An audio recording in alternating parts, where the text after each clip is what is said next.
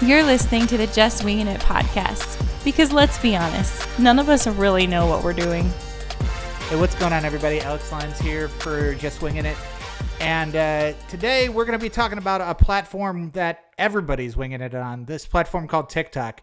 If you haven't heard about TikTok, you probably should. It's kind of the Instagram of 7 years ago, the YouTube of 10 to 12 years ago, the Snapchat of 4 years ago, 5 years ago, and TikTok is the platform where, if you know, all the hashtag influencers and all that are going on, but it's really more than anything else. It's a wild west of social media where people are still figuring out things on the fly, and it's a platform perfect for people who are just trying to wing it. And when I thought about TikTok, I thought about there's nobody that I really thought that could speak into it better than my guest, Matthew Burris. Matthew, what's up going on, man? Dude, what's up, man? Matthew and I are friends from a little bit ago when I lived in Nashville, and Matthew has an interesting situation. Matthew, as of this recording, 2 days ago, he posted up a funny video, or a video. Look at me, how old I am, you know, little Gen Xer over here. A funny video, this video that had, how many views did it have there, Matthew? As of the last time I've seen it, I think like 160,000 views. 160,000 views, and it was in celebration of his 100th follower. Well, fast forward 48 hours later, and as the recording of this podcast, my man has over 11,000 followers. 11,000 followers in less than 48 hours. Dude, what happened? How did that happen? What did you do? To be honest, I really don't know. The whole week. Exactly. Yeah. There's no telling. But I guess the theory behind that for me, I think, is the whole week before that happened, I was just posting 1 to 2 times a day, if not 3 times, and then that just happened to be a video that caught on really well.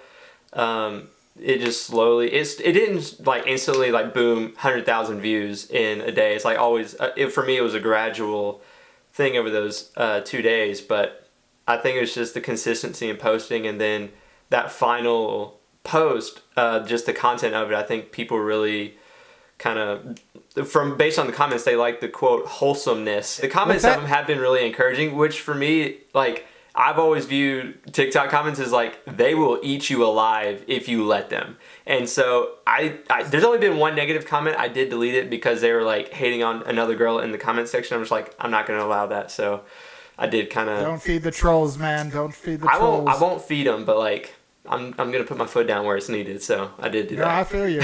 So for all us old Gen Xers and people who maybe don't know, I mean, I have a TikTok account. I have a grand total of 3 videos and a grand total of 15 watches, guys. I am about to blow up. No, but in all seriousness, tell us about just kind of what TikTok is and why this is a platform that should matter, especially to somebody who is just winging it. Yeah, for sure. So right now it's purely vertical, or it's designed to be vertical video, and there's a lot of different stuff now that I'm seeing pop up on the For You page. Like, it initially, to me, when I first got on, was a lot of dancing, a lot of lip syncing, which is from the native part of that app, which was initially called Musical.ly, and then they updated it, called it TikTok, sometime in 2018, I believe around October. And so now at this point in 2020, you're starting to see a lot more diversity in the terms of content. So for me, I'm seeing a lot of editing now, a lot of different editing, because now the For You page is curating to that genre for me, because it knows like that's what I'm into. So are you like hashtagging specific hashtags? Like, how do you think you're being discovered as you're going about doing all these things? You know, just being a guy who literally the majority of your videos are like you in your bedroom, like with After Effects and stuff like that. Like, especially like all of us like are in, you know, the hashtag quarantine right now. So, you know, we're all in our houses, in our bedrooms. So, so what do you think are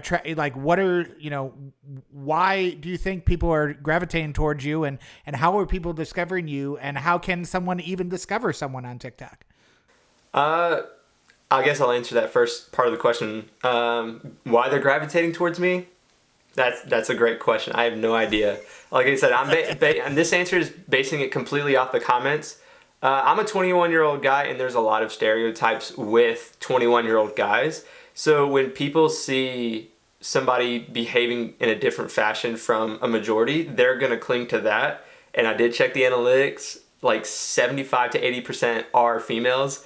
So that I think is like a change of pace for them when they see somebody doing like something cool with editing versus a dancing video, and B is not being a typical 21-year-old guy. So I think that's the gravitating factor right now. Just like brands are gravitating towards YouTube and, taking time to gravitate towards these things, mine right now is like full with Gary Vee and just how much somebody like that is embracing this platform as being the next thing.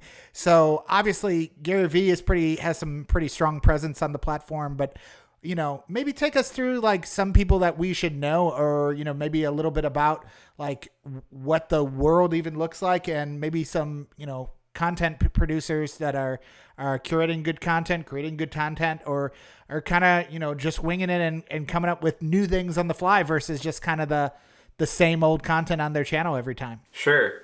Right now, it's not the typical, like for me, I follow a set of videographers, photographers, whatever you want to label them as on YouTube, and a few of them have come over to TikTok and made a few videos, but they're not, obviously that's not their core audience, so they're just kind of there.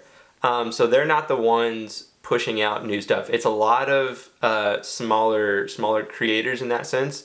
I think that's the beauty of TikTok and why a lot of young people like it, is that it's built for virality and starting a brand, starting whatever you want to start as a content creator, business manager, like whatever, it's because of the virality factor. Because if I was to do what I'm doing on YouTube, I don't think it would have that same effect, because algorithm works differently, content works differently, age group is different on YouTube than TikTok. And so now, like I said, you're seeing a lot more people come to it around the time that I came on the app, which was I think September of 2019, around that time.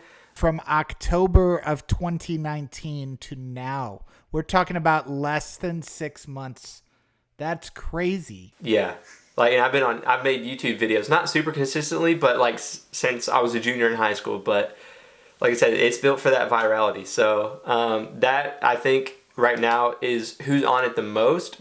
There's 1 billion users. It's same as Instagram, which is why I think Instagram is kind of, if they're not scared, they should be scared, because TikTok's kind of like the beast to worry about right now, in my opinion. So 1 billion users from October to, as the recording of this, April, from October to April, 1 billion users. Yeah. Well, I don't know how many of those came over from Musical.ly, because I've seen accounts that transferred over if you had already made an account at the time it was Musical.ly.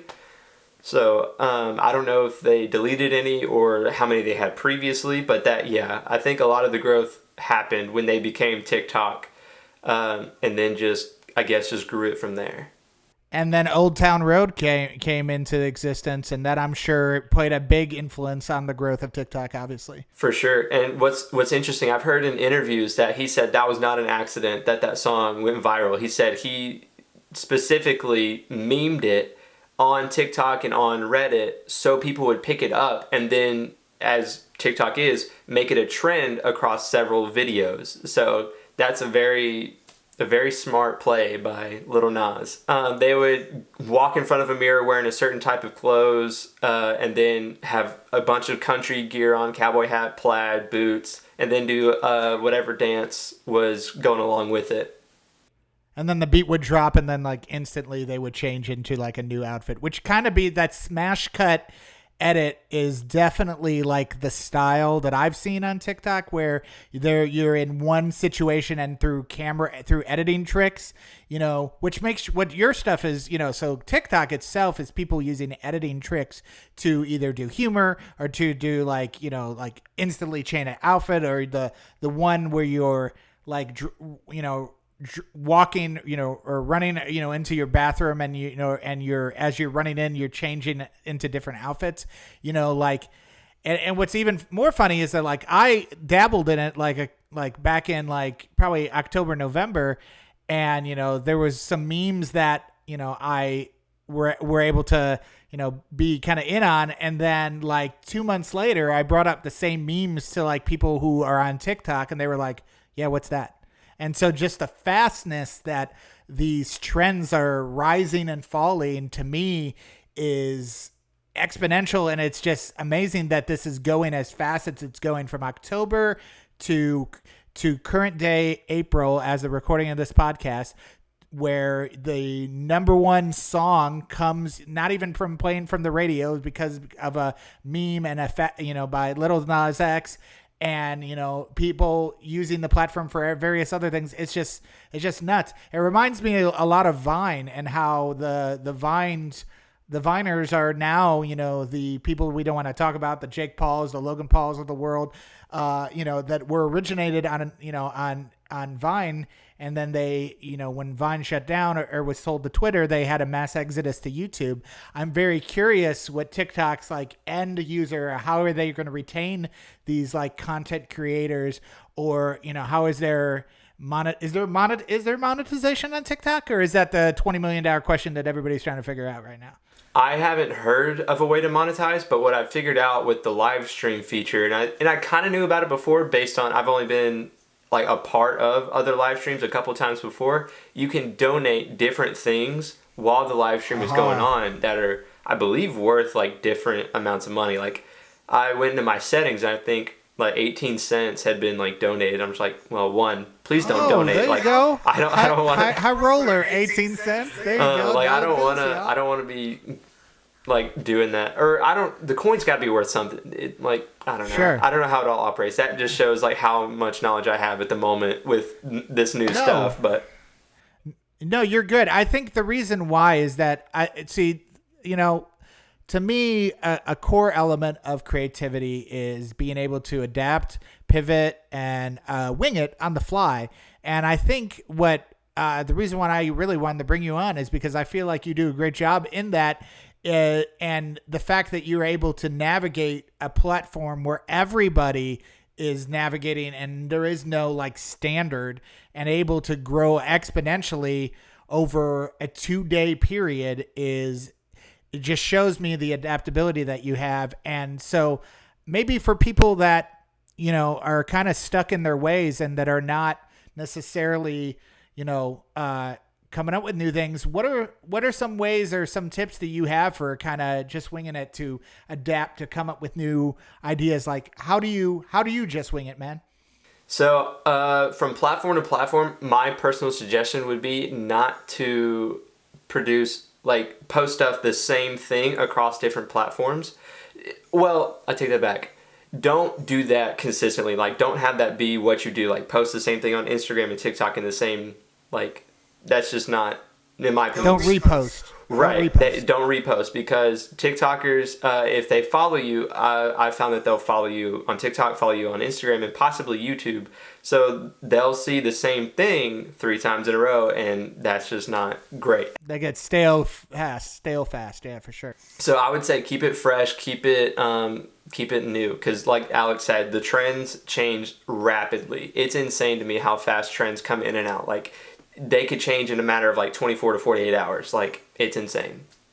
By the time you hearing this, it may be, a whole nother thing, maybe there'll be a whole nother thing. And so to me, that's what's most important. There will be another TikTok. There'll be something up that will rise up through the ranks and become the next things. Vine technically made a comeback with Byte. BYTE, and it's the same 6-second loops, now vertical video for keeping up with the times of Instagram stories and obviously TikTok. But the guy who made Vine originally sold it to Twitter, and then obviously died off, and now he's come back with this. And I don't know how big it's gotten or how big it's gonna get, because I feel like it's a very niche community of people who download it. Because now I think they were a little late on the punch there, because TikTok just came in and swept the nation. Sure. I guess what I want to say more than anything else is that there will be another platform after TikTok. And I think what's critical to everybody's success is to wing it and to try new things and to fall in your place. Having a video with, 15,000 views or 100 and something thousand views, juxtaposed a video that may not have a bunch of views. It's because you were trying new things. If you did the same thing in each video, you wouldn't have discovered that, hey, this is something that, piqued people's interest, because the situational, the way that you edit it, the humor, the style of the graphics. And to me, that's overall just not even in the platform. I think that's what, to maybe people that are set in their ways that are listening to this and is like, oh, there's this 21-year-old dude out of this thing called tic-tac-toe and he's doing his thing and I don't even know what the Instagrams are. But to me, it's about adaptability. And in this timeline where we're all in a new reality, where everybody is literally just winging it in their new reality in the Corona crazy, to me, adaptability from people who are understanding these newer social media platforms, I think have a lot to value.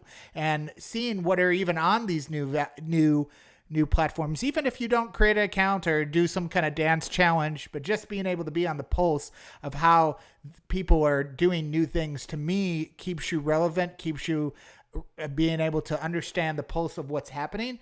And to me, even if you don't participate and you're just an observer, or as we refer to them as a lurker, you're just, to me, that's at least allows you the opportunity to learn and learn new things and try it. Try, maybe try a dance move, maybe try something. And what's the worst that can happen? Because failure is the best teacher. And so you never know until you try. And so to me, that's what I think the lesson of TikTok really is overall, and why I really wanted to bring you on, Matthew, is because to me, from, when I first met you, you were doing a Dude Perfect, lookalike videos. And, then, you're stretching your muscles as a cinematographer and then doing things on YouTube and growing as a cinematographer, as an editor, and then in After Effects, and now making stuff in TikTok. To me, the reason why I wanted to bring you on is because you get it, what it is to wing it, what it is to pivot.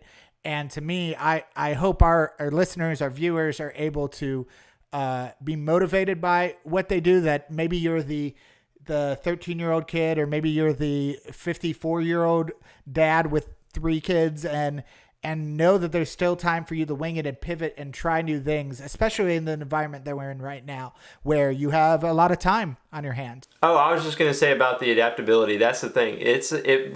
Like you said, going from trick shots to expanding upon like cinematography and now making little edits on TikTok. It's a hard shift. You gotta be ready for it, because if you make a shift, you gotta expect the audience to kind of react to it. You gotta be able to read what the audience is looking for and kind of make a shift gradually if that's what you want to do. So right now I'm still trying to figure out what the audience that I have now, which is weird to say. That's weird to say. What they're influencer over here. I know, like that's just so weird to me. What they're looking for, because now the video that blew up was a very I won't say effects heavy, but it had some in there that maybe that's all they want to see, or maybe they want to see a mix of what I've done in the past with just like fancy Instagram stories. So you just gotta read the audience, read the comments, and try to do your best to kind of shift around that. For sure. So hopefully by the end of this podcast, I'll have a grand total of 8 followers and maybe 20 watched videos. So who knows? But just know that there's plenty of time for you to wing it, or there's plenty of opportunities for you. Just know that there's plenty of opportunities for you to wing it and try new things. And hopefully today's conversation with Matthew will motivate you to, if not try TikTok, or if not observe what's going on there, but inspire you to try a platform, try YouTube, try Facebook. Many organizations are being forced in a situation where they can't meet in a public space, so they're forced to try digital spaces.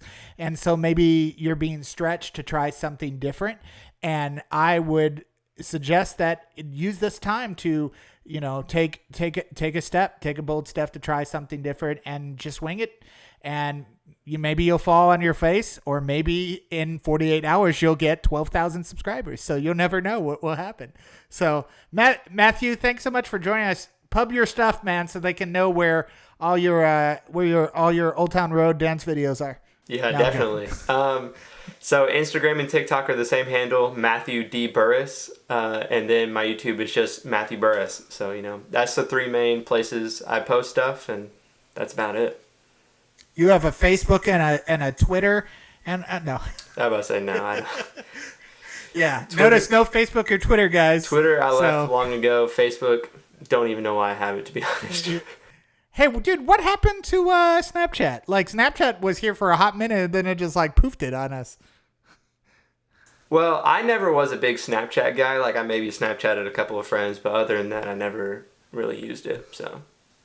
I actually haven't used it in 4 or 5 years, so that shows where I'm at. That tells you the 21-year-old content creator Matthew Burris has not used Snapchat in 5 years. That tells you the situation of Snapchat, and the fact that he got 12,000 subscribers in 48 hours tells you the state of Snapchat right there. Well, that's just one man's opinion, but if it works for you, great.